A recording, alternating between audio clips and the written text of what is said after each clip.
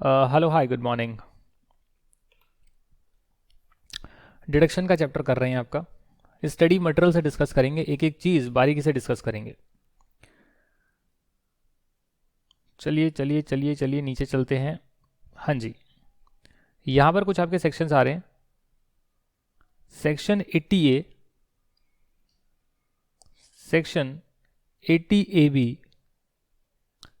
Section 80AC। ये बताते हैं कि डिडक्शन लेने के लिए आपको रिटर्न भरनी ज़रूरी है। डिडक्शन कितनी प्रकार की होती है, डिडक्शन लेते कैसे हैं, उसके बारे में ये सेक्शन है। इससे कभी क्वेश्चन नहीं आता है। आप चाहें तो एक बार रीडिंग कर कर देख सकते हैं, ये आपका होमवर्क है। सेक्शन 80 हम जो लास्ट में डिस्कस कर रहे थे वो अभी आया है, इससे पहले ही नहीं होता था। चलिए इलस्ट्रेशन नंबर 1 डिस्कस करते हैं। Examine the following statements with regard to the provisions of income tax act 1961। इसके दो पार्ट हैं, part A and part B. Part A कहता है for grant of deduction under section 80 JJAA filing of audit report in prescribed form is must for the corporate assessee. Filing of return within the due date laid down under section 139 subsection 1 is not required. कुछ भी लिख दिया इन्होंने कि filing the audit report must है और filing of return जो है वो मस्ट नहीं है। कुछ भी लिख दिया इन्होंने। जो सेक्शन नंबर 80AC है, यहाँ पर लास्ट में आ रहा होगा सेक्शन नंबर 80AC।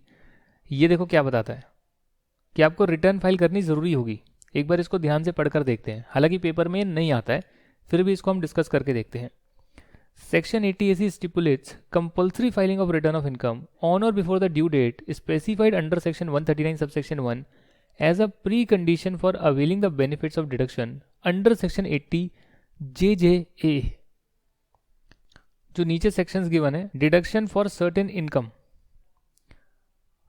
बहुत सारी डिडक्शन होती है। अगर आप कहीं पे इन्वेस्ट करते हैं, कहीं पे सेव करते हैं, कोई मेडिकल इंश्योरेंस प्रीमियम लेते हैं, कहीं डोनेशन करते हैं, हर टाइप की डिडक्शन होती है। उसकी कैटेगरीज बनी हुई है। ये वाली जो डिडक्शन है, इसकी कैटेगरी है deduction in respect of certain income. कि इनकम आएगी तो पहले वो इनकम में चार्जेबल होगी, उसके बाद डिडक्शन में अलग से डिडक्शन ले ली जाएगी। इसके लिए बोला गया है कि आप अपनी रिटर्न जो है टाइम पर भरेंगे। तो यहाँ पर कोई कॉर्पोरेट असेट्स के लिए ऑडिट रिपोर्ट तो ज़रूरी नहीं है डिडक्शन लेने के लिए in respect of certain incomes, but आपको रिटर्न तो टाइम पर भरनी पड़ेगी।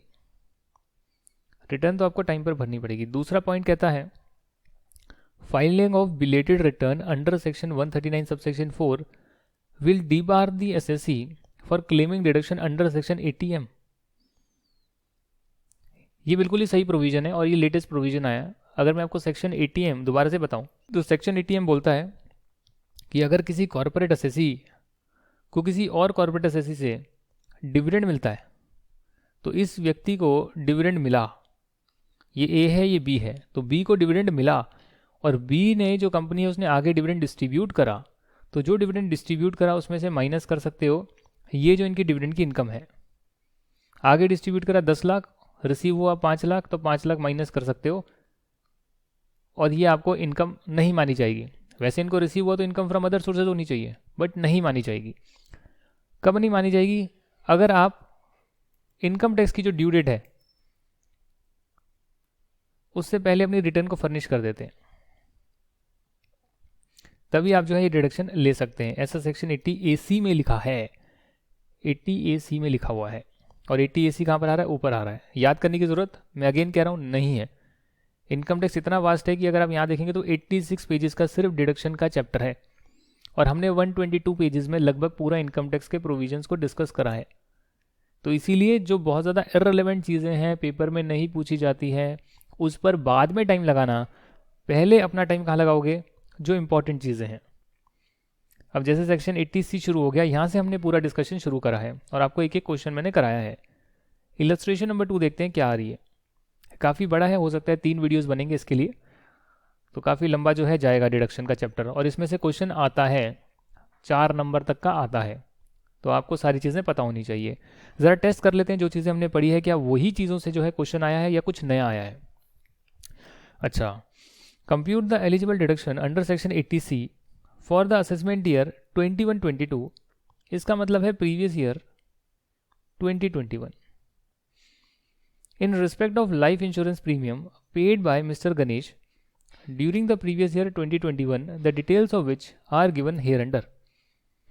इन्होंने लाइफ इंश्योरेंस पॉलिसी ली थी, कब कब ली थी उसकी डेट गिवन है, किस किस के लिए ली वो गिवन है, कितना सम एश्योर्ड था कि अगर डेथ हो गई तो कितना मिलेगा वो गिवन है, और कितना प्रीमियम पे करा 2021 में वो भी गिवन है.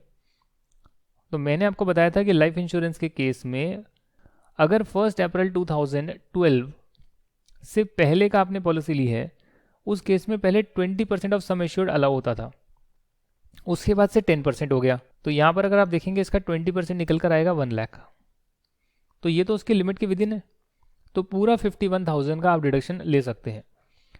सर ये पॉलिसी आपने 12 में ली है, पेमेंट आप अभी कर रहे हैं. जी हाँ, लाइफ इंश्योरेंस में ऐसा ही होता है. हो सकता है कि मैंने 2002 में पॉलिसी ली हो और 35 साल की पॉलिसी ली हो, तो वो चलते रहेगा ना प्रीमियम हर साल का. तो हर साल अगर मैं प्रीमियम डालूंगा, भले ही पॉलिसी मैंने पहले ली हो, प्रीमियम डालने पर डिडक्शन मिलती है. नई पॉलिसी लेने पर डिडक्शन नहीं है, प्रीमियम डालने पर डिडक्शन है. पॉलिसी आपकी पुरानी हो सकती है, नई हो सकती है, कुछ भी हो सकती है. तो ये इन्होंने पहले से पॉलिसी ले रखी थी और पहले जो है 20% तक की लिमिट थी, सम एश्योर्ड का 20% तक डाल सकते हो. तो 20% है 1 लाख, आपने डाला 51,000 तो कोई दिक्कत नहीं आएगी, आप पूरा 51,000 का डिडक्शन ले सकते हो, क्योंकि आपने डाला 20-21 साल में है, तो 20-21 साल में इसकी डिडक्शन आपको मिलेगी अंडर सेक्शन 80C. उसके बाद आपने 1 मई 2016 यानी 1 अप्रैल 2012 के बाद एक पॉलिसी ली है खुद के लिए या अपनी स्पाउस के लिए या अपने डिपेंडेंट बच्चों के लिए. तो देखा जाए तो पहले ये अकेले थे, फिर इनकी शादी हो गई, तो इन्होंने स्पाउस के लिए ले ली 1.5 लाख रुपए का सम एश्योर्ड की पॉलिसी. 1/4/2012 के बाद लोगे तो 10% ऑफ सम एश्योर्ड तक ले सकते हो. अगर 15,000 रुपये तक का प्रीमियम डालते हैं तो उस केस में आप डिडक्शन ले सकते हैं, पर अगर उससे ज़्यादा डालेंगे तो कोई दिक्कत की बात नहीं है. मैक्सिमम आप 15,000 रुपये तक का ही यहाँ पर डिडक्शन ले सकते हैं. इसके बाद इन्होंने 1/4/2012 के बाद ही ये आ रहा है, इनका बच्चा भी हो गया. बट क्या करें, किस्मत हमारे हाथ में नहीं होती है. बच्चे को कुछ दिक्कत थी और वो हैंडीकैप्ड निकला, उसको कुछ डिसेबिलिटी हो गई. अब जो भी किस्मत है जीना तो पड़ेगा. तो इसीलिए जो है डिसेबल्ड पर्सन के लिए भी इन्होंने जो है इंश्योरेंस लिया, बट थोड़ा ज़्यादा का लिया. 4 लाख रुपए तक का लाइफ इंश्योरेंस इन्होंने लिया. हमारा एक्ट कहता है कि 1/4/2012 के बाद आप वैसे तो 10% का ही ले सकते हो, सम एश्योर्ड का 10% तक ही पॉलिसी प्रीमियम में जो डालोगे उसका डिडक्शन आप ले सकते हो. ज़्यादा डालोगे तो भी 10% तक ही ले सकते हो. पर हैंडीकैप के केस में जो है 15% तक की लिमिट रख दी गई है. और इसका 15% कितना आता है, करीब करीब 60,000 आता है. मैंने कैसे निकाला, वैदिक मैथमेटिक्स. 15% करना था तो मैंने पहले इसका 10% कर लिया, वो निकल कर आया 40,000. और फिर मैंने इसका आधा कर लिया तो आया 20,000. दोनों को ऐड कर लिया तो आ गया 60,000. आधा क्यों करा, क्योंकि ये 10% है तो इसका आधा 5% होगा. तो 10% प्लस 5% 15% हो गया 60,000. तो ये जो है लिमिट यहाँ पर लगा दी गई है. और इसी प्रकार जो है 51,000, 15,000, 60,000 ये ले सकते हैं डिडक्शन की फॉर्म में, जो निकल कर आ रहा है 1,26,000. अगर मान लेते हैं कि यहाँ पर ये लिमिट के अंदर ही होता, इन्होंने अपने पेरेंट्स के लिए भी लिया होता, पर पेरेंट्स के लिए अलाउड नहीं है. आई गेस पेरेंट्स के लिए अलाउड नहीं है. आप खुद अपने स्पाउस या अपने बच्चों के लिए ले सकते हो. क्या पेरेंट्स के लिए ले सकते हो क्या, मुझे बताओगे आप? क्वेश्चन आया है, नहीं ले सकते. देखो, तो अगर क्वेश्चन में आ गया कि आपने अपने पेरेंट्स के लिए लाइफ इंश्योरेंस प्रीमियम पे कराए तो नहीं ले सकते हो. तो ये ट्रिक भी आपको पता होनी चाहिए. चलो मान लेते हैं कि आपने जो भी है पॉलिसी प्रीमियम बढ़ा दिया होता और यहाँ पर जो है 1.5 लाख से ज़्यादा आ रहा होता, तो भी आप 1.5 लाख से ज़्यादा यहाँ पर नहीं ले सकते थे. Question number 3. An individual assessee जो कि इंडिया के रेजिडेंट हैं, उन्होंने फॉलोइंग डिपॉजिट या पेमेंट करी है 2021 ईयर में. पब्लिक प्रोविडेंट फंड में इन्होंने पैसा डाला 1.5 लाख रुपए, और इंश्योरेंस इन्होंने पे करा on the life of the spouse. Policy ली थी 1/4/2012 के बाद, एश्योर्ड वैल्यू है 20,000. तो इसका जो है 10% तक ही ले सकते हैं. 20,000 तक जो है ये प्रीमियम पे कर सकते हैं. मैं आपको एक इसकी और बात बताता हूँ. क्योंकि इन्होंने प्रीमियम 10% से ज़्यादा डाला है, अब क्या इन्हें दिक्कत नहीं होगी क्या? जब मैच्योरिटी होगी ना तो ये पैसा एग्जेम्प्ट नहीं होगा.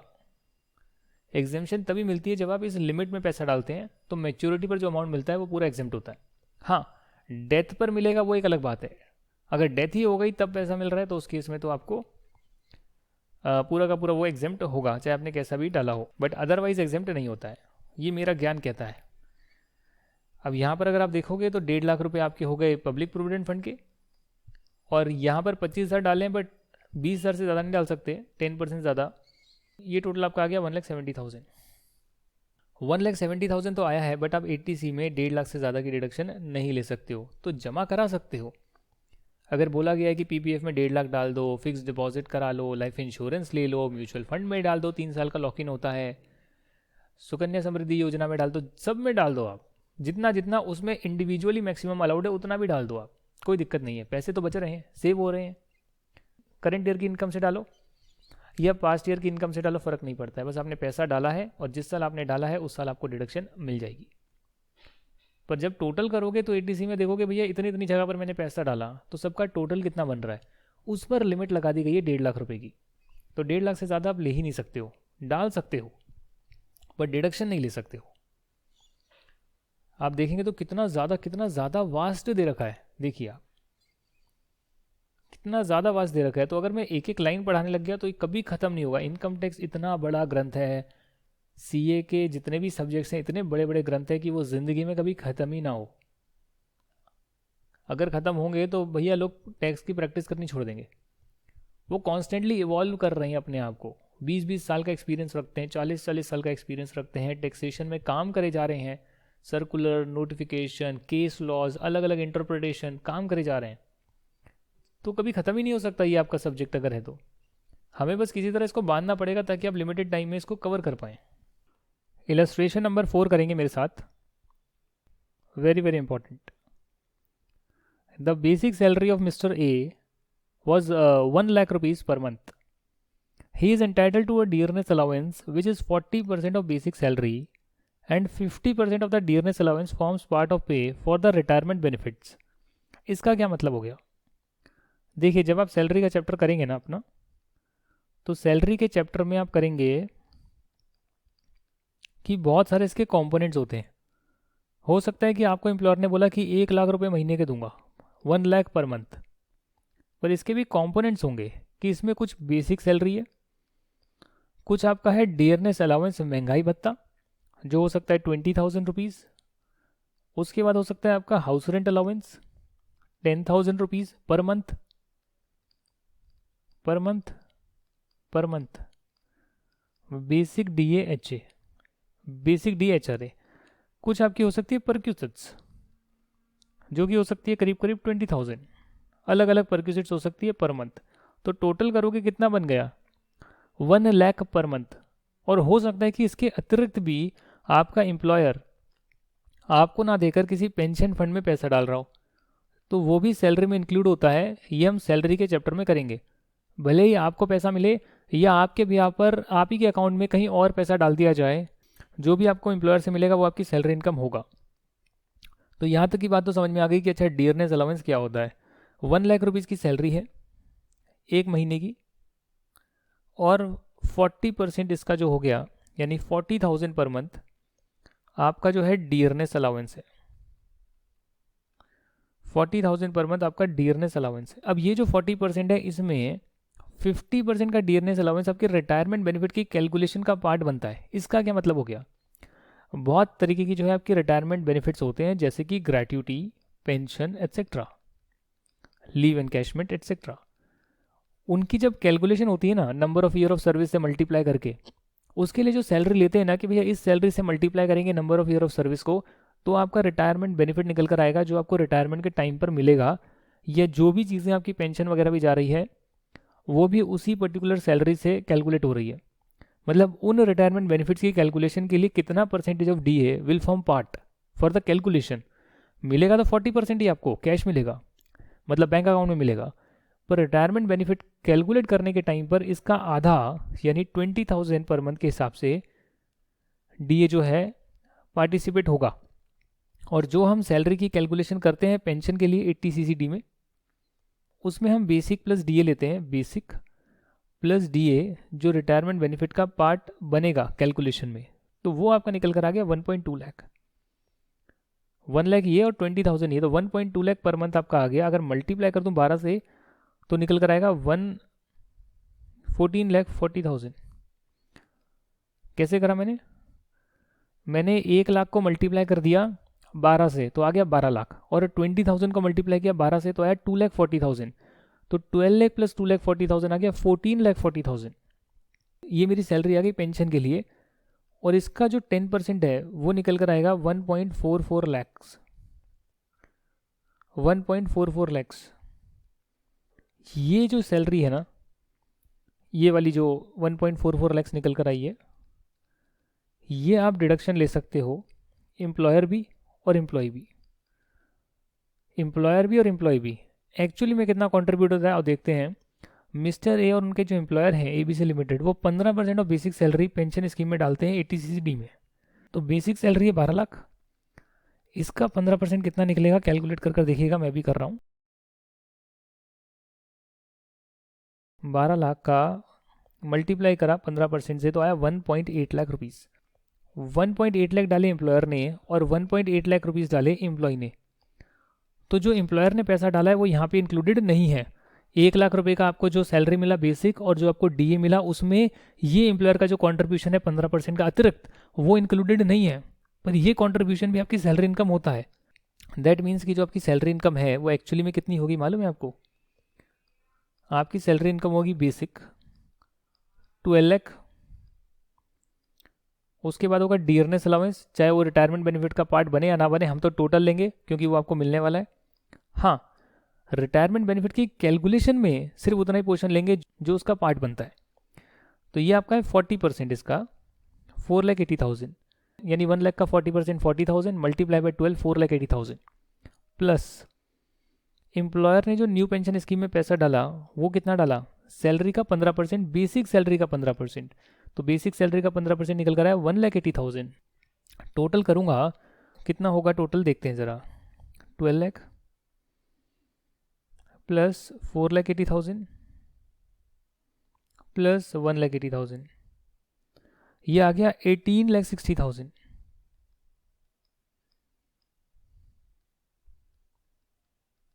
18,60,000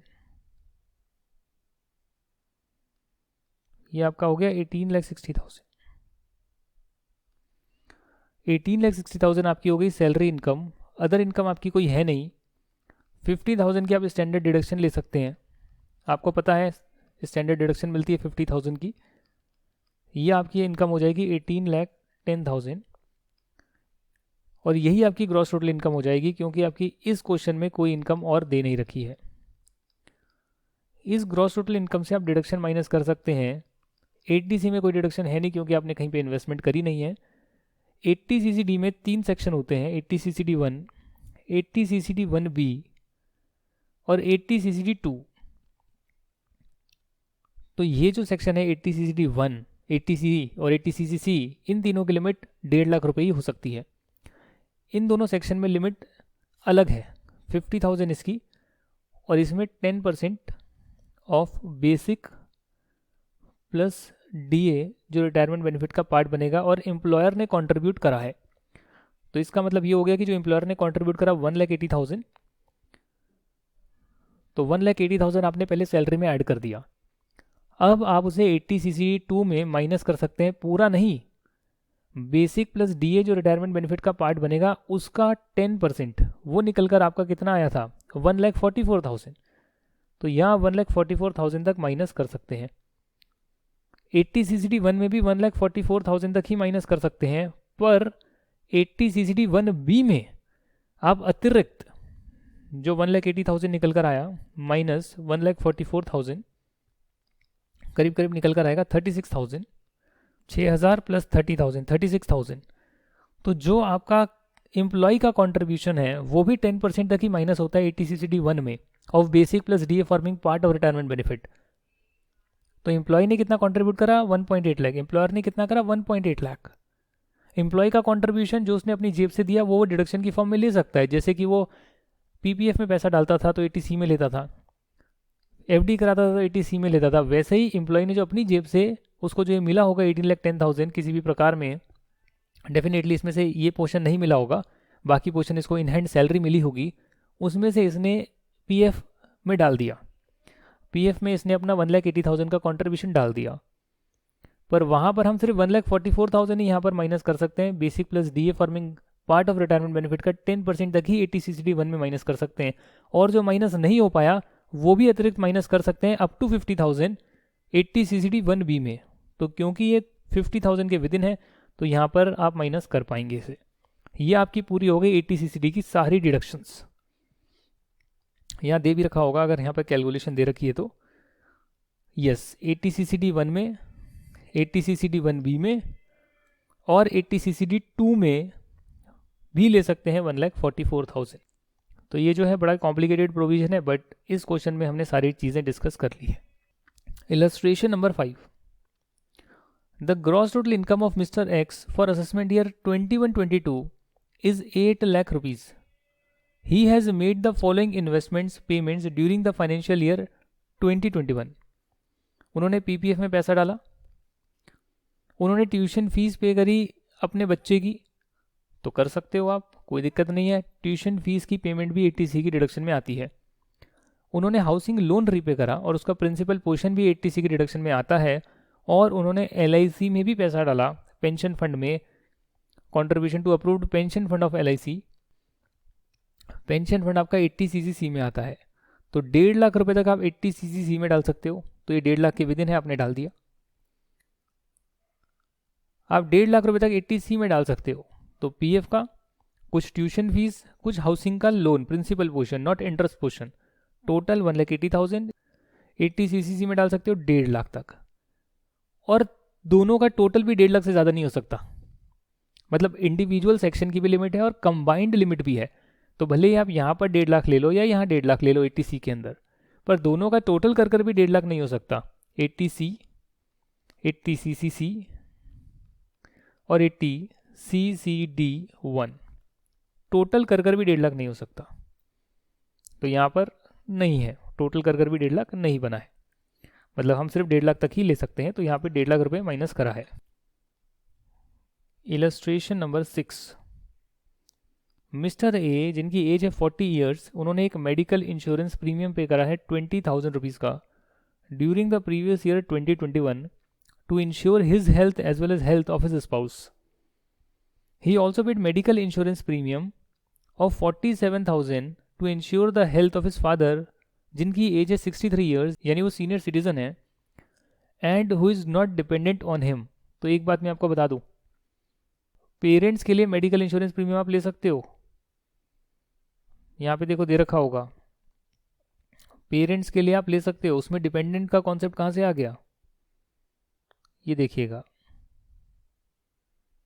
ये देखिए, फॉर पेरेंट्स, पेरेंट्स डिपेंडेंट हो या ना हो, आप उनकी देखरेख करें, ऐसा गवर्नमेंट चाहती है, और इसीलिए आप पेरेंट्स के लिए हेल्थ इंश्योरेंस प्रीमियम ले सकते हैं। उन्होंने 3,600 जो है सेंट्रल गवर्नमेंट की हेल्थ स्कीम में कंट्रीब्यूट करा है। 3,000 उन्होंने प्रिवेंटिव हेल्थ चेकअप में कंट्रीब्यूट करा है for himself and his spouse, और 4,000 उन्होंने प्रिवेंटिव हेल्थ चेकअप में कंट्रीब्यूट करा है फॉर हिज फादर। आपको डिडक्शन बतानी है सेक्शन नंबर 80D की। Again a very complicated question.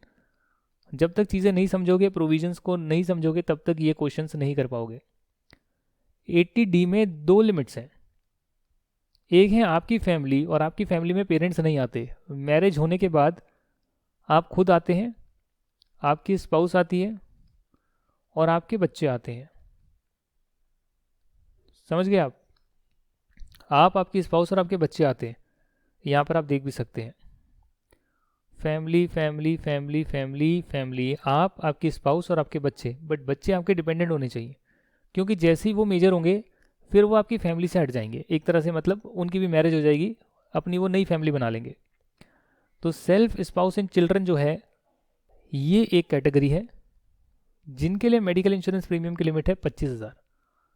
अगर इनमें से कोई सीनियर सिटीजन है तो टोटल लिमिट है इनके लिए 50,000।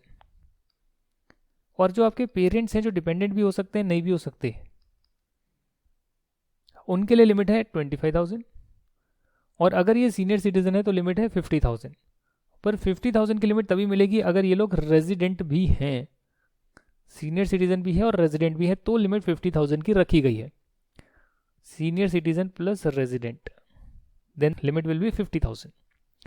इसके साथ यहाँ पर बोला गया है कि आप प्रिवेंटिव हेल्थ चेकअप भी करा सकते हो। प्रिवेंटिव हेल्थ चेकअप होता है जैसे डॉक्टर लाल पैथ लैब में गए, ब्लड सैंपल लिया, पूरी टेस्ट रिपोर्ट आ गई, उसकी लिमिट है 5000।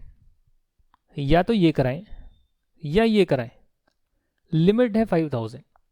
और अगर 5000 की लिमिट ले ली है इन्होंने, मान लो कि 3000 रुपये का ले लिया है, तो इनकी जो लिमिट है अब बची हुई वो हो जाएगी 22000 की। और इन्होंने 2000 रुपये का ले लिया है मान लेते हैं, तो इनकी लिमिट हो जाएगी 23000 की। हाँ, सीनियर सिटीजन है तो 50000 रुपये के हिसाब से होगी। यहाँ पर क्या होना चाहिए, क्वेश्चन दे रखा है वहाँ देख सकते हैं आप। क्वेश्चन नंबर 6, इन्होंने 20000 जो है अपना मेडिकल इंश्योरेंस प्रीमियम पे कराया खुद के लिए, तो उसकी वो पूरी डिडक्शन ले सकते हैं क्योंकि 25000 रुपये तक की लिमिट है। और 25000 में वो अपना मेडिकल इंश्योरेंस दे सकते हैं, सेंट्रल गवर्नमेंट हेल्थ स्कीम में पैसा डाल सकते हैं, या प्रिवेंटिव हेल्थ चेकअप में भी डाल सकते हैं। तीनों का भी टोटल उसी लिमिट में आता है, 25000 या 50000 की जो लिमिट है। तो इन्होंने कितना कितना डाला यहाँ देख सकते हैं आप। यहाँ इन्होंने 20000 जो है अपना डाला मेडिकल इंश्योरेंस में, सेंट्रल गवर्नमेंट हेल्थ स्कीम में डाला 3600, तो टोटल करोगे तो आ गया 23600। लिमिट है 25000 की। तो भले ही इन्होंने प्रिवेंटिव हेल्थ चेकअप में ज़्यादा पैसा डाल दिया, इन्होंने अपनी स्पाउस के लिए खुद के लिए आई थिंक यहाँ पर इन्होंने 3000 रुपीज़ का खर्चा कर दिया, बट इनके पास वो 25000 की लिमिट में आ ही नहीं रहा है, फिट ही नहीं बैठ रहा है। तो इसलिए maximum deduction preventive health checkup में भी 1400 तक की ही ले पाएंगे, क्योंकि टोटल जो है 25000 से ज़्यादा नहीं हो सकता है। इनके जो पेरेंट्स हैं वो इनके सीनियर सिटीजन हैं और रेजिडेंट भी हैं, तो उनके लिए जो इन्होंने प्रीमियम डाला है वो पूरा का पूरा जो है 50000 तक मिल सकता है। इन्होंने 47000 ही डाला है, तो पूरा 47000 का डिडक्शन इन्हें सेक्शन 80D में मिल जाएगा। अब रही बात expenditure on preventive health checkup, तो उन्होंने जो है 4000 रुपीज़ का अपने किसके लिए डाला है, 4000 रुपीज़ का 4000 रुपीज़ का मेडिकल प्रिवेंटिव हेल्थ चेकअप जो इन्होंने अपने पेरेंट्स के लिए कराया है। बट यहाँ पर आप देख सकते हैं कि 47000 का तो मेडिकल इंश्योरेंस प्रीमियम ही ले लिया और टोटल लिमिट 50000 की है। तो भले ही ज़्यादा डाला हो, आप 3000 रुपये से ज़्यादा यहाँ पर क्लेम ही नहीं कर सकते डिडक्शन में, क्योंकि टोटल 50000 का चेक लगा है। तो भले ही आपने इतना मेडिकल इंश्योरेंस प्रीमियम करा लिया हो, टोटल जो है आप 75000 का ही यहाँ पर ले पा रही हैं। अब इसी क्वेश्चन को थोड़ा सा ट्विस्ट कर देता हूँ। मान लेते हैं यहाँ पर 45000 होता, इन्होंने 45000 का मेडिकल इंश्योरेंस प्रीमियम अपने पेरेंट्स के लिए कराया होता, तो इनके पास 5000 रुपये की लिमिट और बची होती, क्योंकि टोटल 50000 की लिमिट है फॉर सीनियर सिटीजन। यहाँ पे इन्होंने प्रिवेंटिव हेल्थ चेकअप में 4000 डाला, पर फिर भी ये 4000 जहाँ पर लिमिट होने के बाद भी 50000 में से 45000 यूज़ कर लिया, 5000 बचने के बाद भी 4000 का प्रिवेंटिव हेल्थ चेकअप यहाँ पर माइनस नहीं कर पाते, क्योंकि प्रिवेंटिव हेल्थ चेकअप की जो लिमिट है वो 5000 की ओवरऑल लिमिट भी है।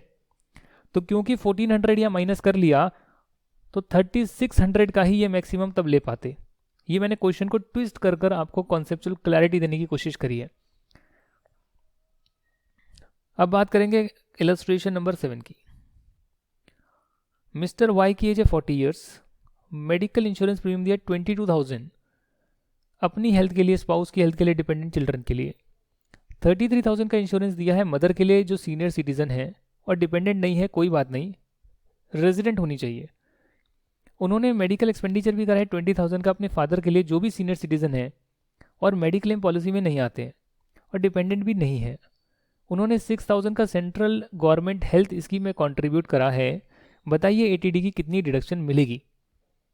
तो सीनियर सिटीजन जो रेजिडेंट होते हैं उनके लिए आप अगर उनका इंश्योरेंस नहीं भी लेते तो भी जो एक्चुअल खर्चा होता है वो आप माइनस कर सकते हैं। पर यस, लिमिट तो वो 50000 की रहेगी। 50000 की जो लिमिट है उसके अंदर ही खर्चा करना पड़ेगा। तो यहाँ पर आपका एक तो हो गया खुद के लिए, अपने स्पाउस के लिए, डिपेंडेंट चिल्ड्रन के लिए, सेंट्रल गवर्नमेंट हेल्थ स्कीम में हो गया 6000, तो टोटल आपका हो गया 28000। बट क्योंकि आप में से कोई भी सीनियर सिटीजन नहीं है तो ये लिमिट रहेगी आपकी 25000। ठीक है ना, भले ही ज़्यादा पैसा डाल दिया बट 25000 से ज़्यादा अपने लिए, अपने स्पाउस के लिए, अपने डिपेंडेंट चिल्ड्रन के लिए नहीं ले सकते। भले आप मेडिकल इंश्योरेंस लें, सेंट्रल गवर्नमेंट हेल्थ स्कीम में डालें, या फिर जो 5000 रुपये तक की लिमिट है प्रिवेंटिव हेल्थ चेकअप की उसमें डालें, सबका टोटल भी 25000 से ज़्यादा आप अपने लिए नहीं ले सकते हैं। अब रही बात आपके पेरेंट्स जिनके लिए लिमिट है 50000 की, उसमें आपने 33000 डाला, मदर के लिए इंश्योरेंस ले लिया और फादर के लिए इंश्योरेंस नहीं लिया बट मेडिकल एक्सपेंडिचर इनकर कर लिया, दोनों का मिलेगा, टोटल हुआ 53000। पर 50,000 से ज़्यादा का एक्सीड नहीं हो सकता है, 50,000 तक ही आपको ये मिल सकता है। तो टोटल हो गया 75,000 का डिडक्शन। अब हुआ आपका इलस्ट्रेशन नंबर 8। मिस्टर एक्स जो है रेजिडेंट इंडिविजुअल है, उन्होंने डिपॉजिट करा है सम 50,000 का विद लाइफ इंश्योरेंस कॉर्पोरेशन, और हर साल करते हैं for maintenance of his handicapped grand father who is Holi dependent upon him. The disability is one which comes under the person with disabilities. A copy of the certificate from medical authority submitted. कितना deduction लेना है बताया गया है। मैं आपको एक बात बता दूं, अगर आप अपने किसी डिपेंडेंट रिलेटिव के लिए करते हैं खर्चा, तो इसमें जो है आपको डिडक्शन मिलती है। और डिपेंडेंट में कौन आता है वो हमने समरी नोट्स में डिस्कस नहीं करा था, वो हम यहाँ पे डिस्कस करेंगे। हफ के लिए तो उसके मेंबर्स होते हैं, और इंडिविजुअल के लिए उसके स्पाउस, उसके चिल्ड्रन, उसके पेरेंट्स, उसके ब्रदर, उसके सिस्टर, जो इस पर डिपेंडेंट है। तो इस डिपेंडेंस की डेफिनेशन में रिलेटिव लिखा था मैंने, उस रिलेटिव की डेफिनेशन में पेरेंट्स, ब्रदर, सिस्टर, स्पाउस आते हैं, आपके बच्चे आते हैं, बट ग्रैंड पेरेंट्स नहीं आते हैं। तो ग्रैंड पेरेंट्स भले डिसेबल्ड हो, बट उनके लिए आप अगर खर्चा कर रहे हैं तो आप 80 में डिडक्शन उसकी नहीं ले सकते, क्योंकि वो आपके रिलेटिव में नहीं आते हैं। आपके रिलेटिव में आते हैं आपके स्पाउस, बच्चे, पेरेंट्स, ब्रदर, सिस्टर, और अगर ये लोग आप पे डिपेंडेंट हैं तो इनके लिए आप खर्चा कर सकते हैं और 80 में डिडक्शन ले सकते हैं। What will be the deduction if mister x has made his deposit. आप क्या डिडक्शन देते अगर मिस्टर एक्स ने ये पैसा अपना जो है डिपेंडेंट फादर पर खर्च करा होता, जो उन पर डिपेंडेंट है, डिसेबल्ड है। उस केस में लिमिट होती 75,000 की, और अगर डिसेबिलिटी सीवियर है तो लिमिट होती 1,25,000 की। ये लिमिट क्या है, ये तो डायरेक्टली डिडक्शन है, irrespective of actual expenditure, directly आप इतना ही लेंगे 80 में। इसके बाद है इलस्ट्रेशन नंबर 10। मिस्टर बी ने जो है एजुकेशन लोन लिए हैं, और एजुकेशन लोन का कुछ इंटरेस्ट बन रहा होगा। ये इन्होंने लिया, for whose education loan is taken. B ने खुद के लिए लिया, बच्चे के लिए लिया, बच्ची के लिए लिया, MBA, BSc, BA। कितना कितना लोन लिया गिवन है, लोन की रीपेमेंट गिवन है, इंटरेस्ट पोर्शन गिवन है। तो अच्छी बात है, जो आपका इंटरेस्ट पोर्शन है 20,000, 10,000 और 18,000, इररिस्पेक्टिव ऑफ लिमिट, जो इंटरेस्ट पे करा है 8 साल तक के लिए आप ले सकते हैं। एजुकेशन लोन आपका खुद का भी हो सकता है, बच्चों के लिए भी हो सकता है, वो तो मैंने आपको बताया ही था। तो इस केस में स्पाउस के लिए भी हो सकता है, डेफिनेटली स्पाउस के लिए भी हो सकता है। तो इस केस में जो भी इंटरेस्ट बना वो आप 80 में ले सकते हैं as a deduction. Illustration number 11। Mister A ने परचेज करा है residential house property for self occupation, और इसकी कॉस्ट है 45 lakh rupees as on 1 April 2017। उसके लिए उनके लिए जो है उन्होंने हाउसिंग लोन लिया है 35 लाख का, क्योंकि जनरली पूरा लोन नहीं लेते हैं। जितना भी घर की वैल्यू होती है, कुछ तो आप अपनी सेविंग से पैसा डालते हैं और बाकी के लिए आप लोन लेते हैं। ये इन्होंने लोन लिया 11% पर एनम इंटरेस्ट पे। लोन सैंक्शन हुआ 28 मार्च 2017 को। सैंक्शन कब हो रहा है, 1 अप्रैल 17 से पहले। घर कब ले रहे हो, 1 अप्रैल 17 को। एक एक चीज़ों में क्लैरिटी होनी चाहिए। Compute the eligible deduction in respect of the interest on housing loan for assessment year 21-22 under the provisions of income tax act 1961, assuming that the entire loan was outstanding as on 31st March 2021 and he does not own any other house property। तो देखिए भैया इसमें क्या क्या चीज़ें हैं। अगर आपका लोन सैंक्शन हुआ है प्रीवियस ईयर 16-17 में, तो वो तो 16-17 में इनका लोन सैंक्शन हो गया। 28 मार्च 2017 आ रहा है, तो ये 16-17 का ही पार्ट है। देयरफॉर ये इस सेक्शन में डिडक्शन ले सकते हैं 80 में, जिसमें की लिमिट है कि लोन का अमाउंट 35 लाख से ज़्यादा नहीं होना चाहिए, हाउस की वैल्यू 50 लाख से ज़्यादा नहीं होनी चाहिए, सभी कंडीशंस मीट हो रही है। तो सबसे पहले जो 11% का इंटरेस्ट बनेगा 35 लाख के लोन पर, वो आएगा आपका 3,85,000, क्योंकि सेल्फ ऑक्यूपाइड के लिए है। हाउस प्रॉपर्टी के चैप्टर में 2 लाख से ज़्यादा आप नहीं ले सकते हैं अंडर सेक्शन 24 क्लॉज बी। जो इनका बच गया वो बचा इनका 1,85,000 का, जो इन्होंने क्लेम नहीं कर पाए सेक्शन 24 क्लॉज बी में। उसके लिए एक अलग सेक्शन निकाला गया है 80EE, पर इसमें भी लिमिट लगा दी गई है 50,000 की। तो ये भी 1,85,000 पूरा नहीं ले पाओगे, सिर्फ 50,000 तक यहाँ पर डिडक्शन ले पाओगे। इसके बाद फिर एक नया सेक्शन लाया गया, जिनको डिडक्शन पहले वाले सेक्शन में नहीं मिली, उन्होंने 16-17 में नहीं लिया, लोन अप्रूव नहीं कराया, तो उनके लिए 80EE आ गया। 80EE आ गया अगर उन्होंने लोन लिया है 19 से लेकर 21 तक, 1 अप्रैल 19 से 21 तक।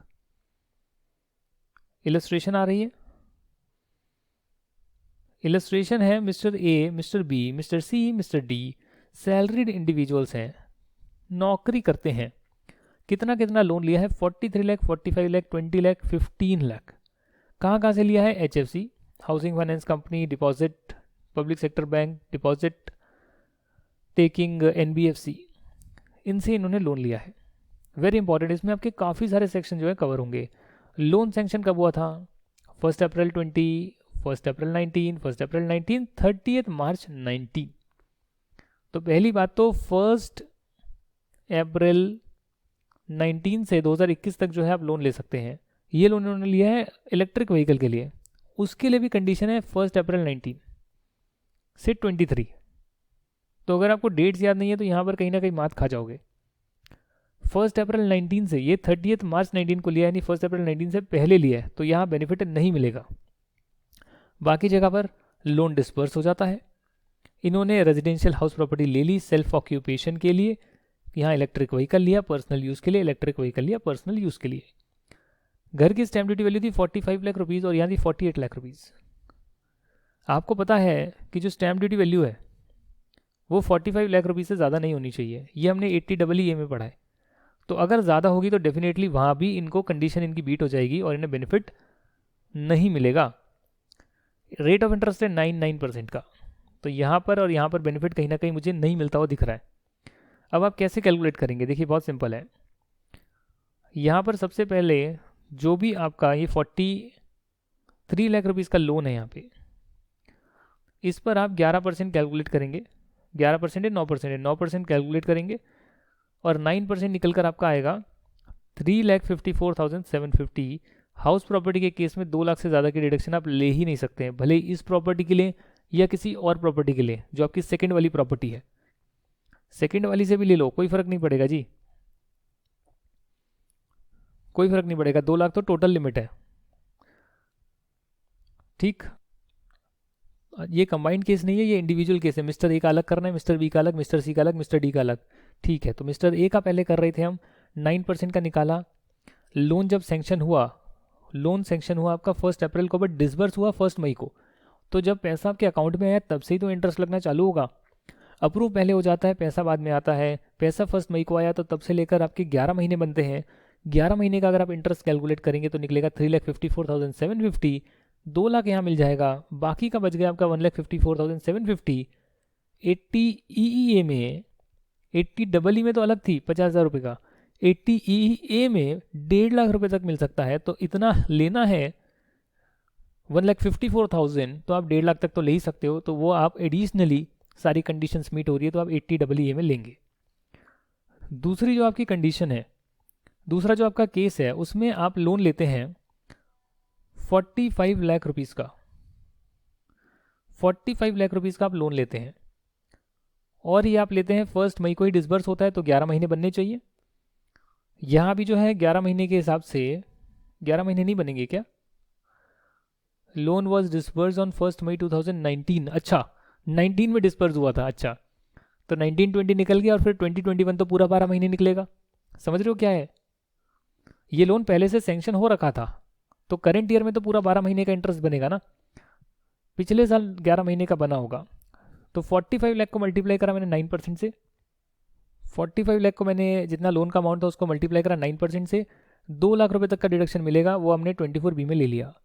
80EE में नहीं मिलेगा, क्योंकि लोन आपने नॉन बैंकिंग फाइनेंस कंपनी से लिया है और आपको फाइनेंशियल इंस्टीट्यूशन से लेना चाहिए।